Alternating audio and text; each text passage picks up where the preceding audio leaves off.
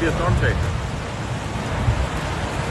On Tuesday afternoon, residents in Owen County, Kentucky, stood on their front porches and watched a tornado cross open fields less than a mile away.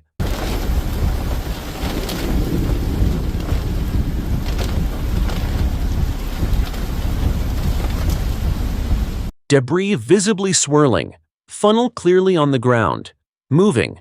This was not one isolated tornado. A powerful storm system tore through the entire Ohio Valley on Tuesday, unleashing multiple confirmed tornadoes across Kentucky and Ohio.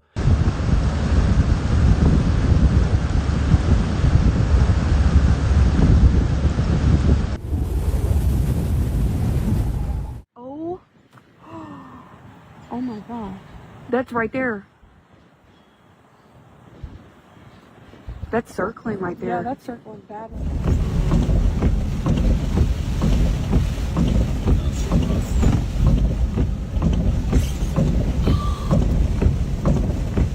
Triggering flash flooding and landslides in West Virginia, ripping the roof off a church in Ohio, and leaving nearly 19,000 homes without power by nightfall. And forecasters warned it was not over. The same frontal system was still moving east.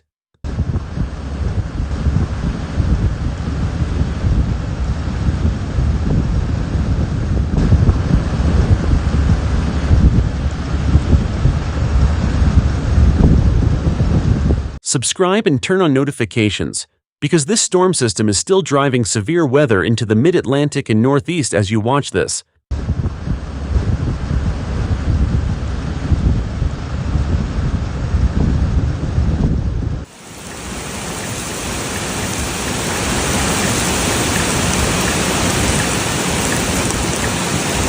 Let us start with how Tuesday developed, because the warning signs were there hours before the first tornado touched down. A strong cold front pushed into the Ohio Valley early Tuesday morning, setting the stage for two separate rounds of severe weather.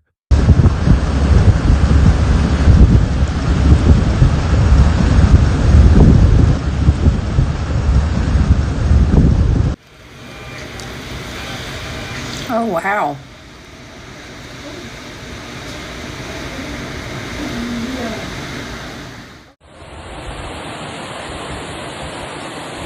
Forecasters had already flagged the danger the night before. A flood watch went into effect before dawn, covering 7 counties in Kentucky and 4 counties in Ohio. By late morning, the first line of thunderstorms was already strengthening. Forecasters upgraded the risk level across the Ohio Valley, placing Cincinnati, Columbus, Dayton, Lexington, and Louisville under a moderate risk for severe weather. A tornado watch followed for central Kentucky. The most dramatic moments came Tuesday afternoon and evening when a second, more intense round of storms pushed through. In Owen County, Kentucky, residents captured video of a tornado moving near a farm outside the town of Owenton. Debris swirling, funnel on the ground. Meteorologists confirmed on radar that the tornado tracked through Gallatin, Owen, and Grant counties.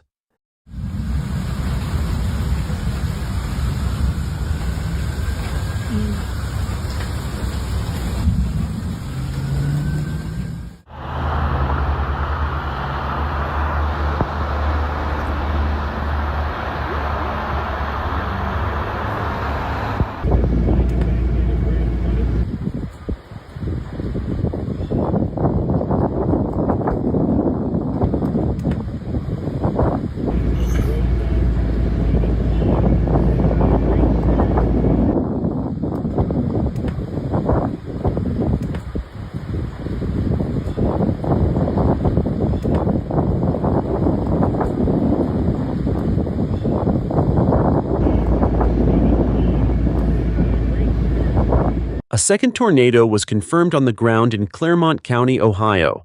Tornado warnings flashed across the region for multiple counties on both sides of the river simultaneously. Further south, a separate tornado warning was issued for Knox and Laurel counties in Kentucky, prompting the state's Emergency Operations Center to remain active late into the night.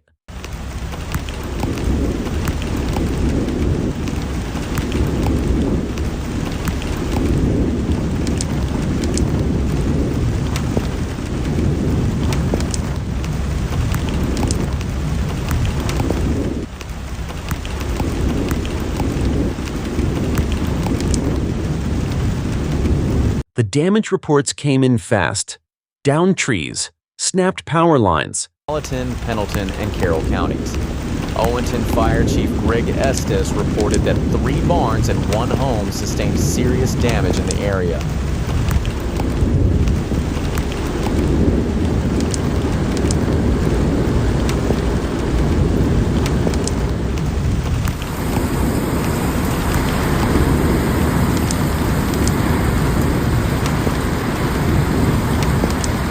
Structural damage across multiple communities.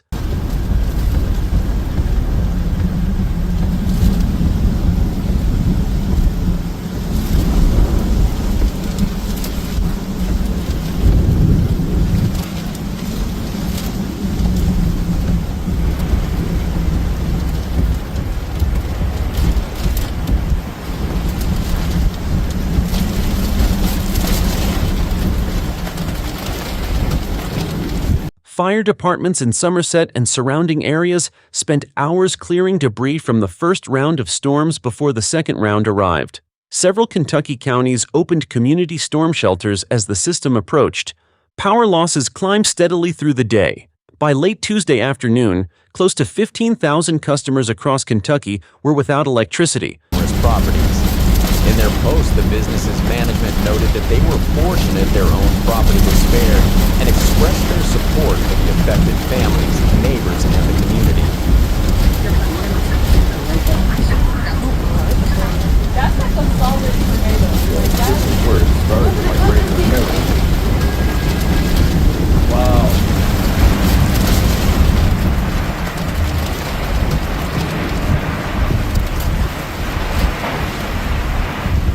With Hart County logging more than 3,000 outages on its own.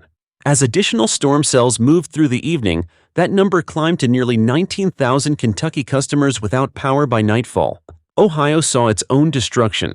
Strong storms and torrential rain swept through the eastern portion of the state between mid-afternoon and early evening.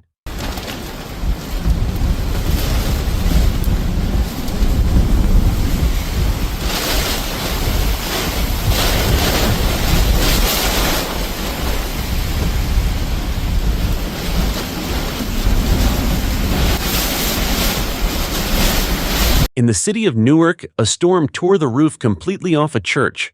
Storm damage was reported along Mount Perry Road in Muskingum County, where fallen trees and debris covered roadways. Flooding hit low-lying areas including Caldwell and Noble County and multiple roads throughout Muskingum County.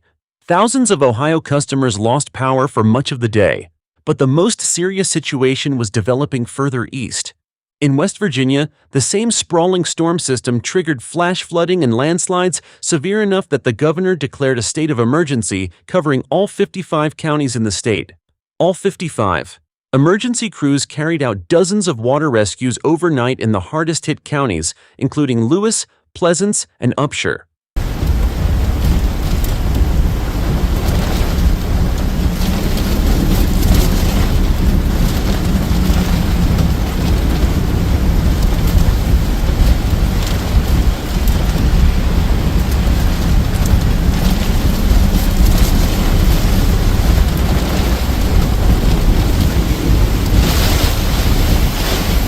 Roads were closed across the state. A shelter was opened at a local high school to house displaced residents. And the system kept moving. Beyond Kentucky, Ohio, and West Virginia, tornadoes were also reported in New Jersey as the same frontal system swept across the eastern half of the country.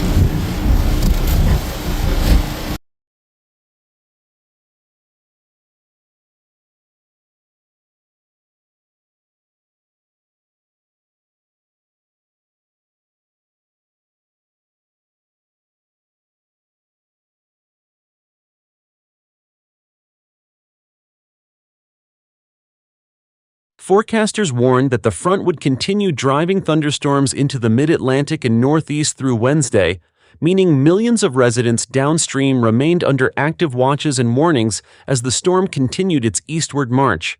This is what a major multi-state severe weather outbreak looks like. That's right there.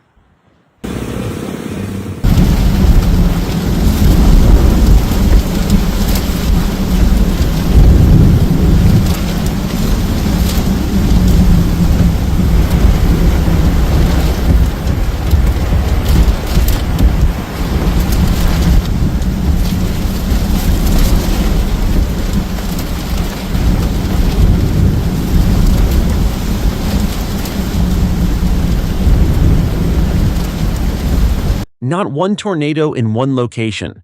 A frontal system hundreds of miles wide, producing tornadoes, flooding, landslides, and power outages simultaneously across an entire region, moving relentlessly eastward and threatening new communities with every passing hour. And it is worth understanding why the Ohio Valley is so vulnerable to exactly this type of outbreak. Oh my God. That's right there. That's circling right there. Yeah, that's circling badly.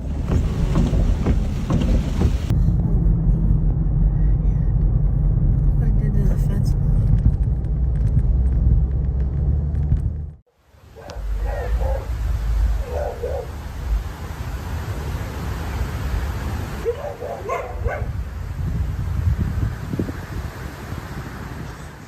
Temperatures. The region sits at the intersection of three air masses that collide with particular violence during spring and early summer. Cold, dry air from Canada pushes south and east through the Great Lakes. Warm, moist air from the Gulf of Mexico flows north along the Mississippi Valley.